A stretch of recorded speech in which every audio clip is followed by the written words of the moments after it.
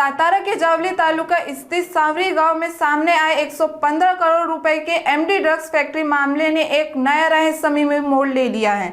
Mumbai crime branch की बड़ी कार्रवाई के 5 दिन बाद वरिष्ठ पुलिस अधिकारी दोबारा घटनास्थल पर पहुंचे और अतिरिक्त केमिकल व संदिग्ध सामग्री जब्त की। इससे जांच प्रक्रिया पर गंभीर सवाल खड़े हो गए हैं। फैक्ट्री के पास छिपाकर रखे गए 40 लीटर लिक्विड केमिकल का कैन और 2 बंद बोरियां मिलने से संदेह और गहरा हो गया है।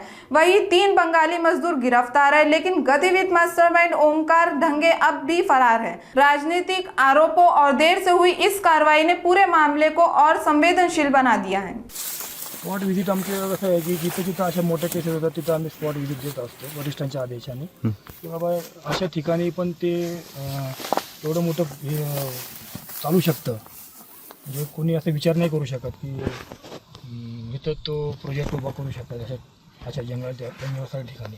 आणि ह्या कशा प्रकारे होतो, काय होतो, बाबा आजूबाजूला कशी परिस्थिती असते, आम्हाला ते व्हिजिट वरिष्ठांच्या आदेशाने करतो आम्ही। आणि आज घटना घडून साहेब 5 दिवस होत आहेत। शनिवारी पहाटे 13 तारखेला ही घटना उघडकीस आली। आज 5 दिवस होत आहेत। आज बुधवार आहे, तारीख 17, आणि आज इथं तुम्हाला काही मुद्देमाल सापडला असं तुम्ही सांगताय, तर तुम्हाला काय काय सापडलं या ठिकाणी? काय कॅन आहे आणि तिथं ट्रे वगैरे आहे। हां, आता ते काही पिशवी आहे तिथं त्या आम्ही तिथं पोलीस स्टेशनला जमा करतोय। हो, पण त्या पिशव्यांमध्ये काही साहित्य दिसतंय ना? काही सांगू शकत नाही त्या पिशव्यामध्ये काय नाही नाही, पण तुम्हाला जड वाटतात का ते पिशव्या? ते हां, आहे तसंच परिस्थितीत देऊन टाकणार आम्ही। बरं, किती पिशव्या सापडल्या साहेब तुम्हाला? 2 आहेत। 2 पिशव्या आहेत। साधारणतः किती किलो वजन असेल अंदाजे? नाही काय आता अर्धा किलो 1 किलो असू शकतं। बरं, आणि कॅन जे सापडलेले त्याच्यात द्रव्य वगैरे काय आहे का? केमिकल लिक्विड सारखं आहे का? साधारणतः किती लिटरचं कॅन असावं ते? ते मोठं कॅन ना तर काय ते 5 लिटरचं असू शकतं ना, मोठं कॅन आहे ते। नाही, ते जर 40 लिटरचं कॅन वाटते सर। हे का 40 लिटर ते अर्धा दिसतंय ते।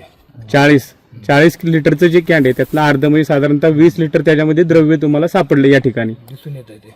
हां, म्हणजे आजच सापडलं ना तुम्हाला? हां, आता साधारणतः 5:30-6 वाजले आहेत, तारीख आहे 17, म्हणजे 5 दिवसानंतर देखील इथं तुम्हाला मुद्देमाल सापडला।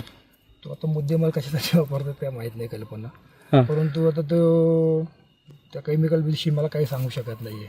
बरं बरं। पण आता ते पोलिसांना आपलेच आता भाऊबंदी त्यांना सांगावं लागेल। नाही, मुंबईची टीम येऊन गेली सर इथं, त्यानंतर साताऱ्याची जावलीतली लोकलची टीम ते देखील या ठिकाणी येऊन गेली।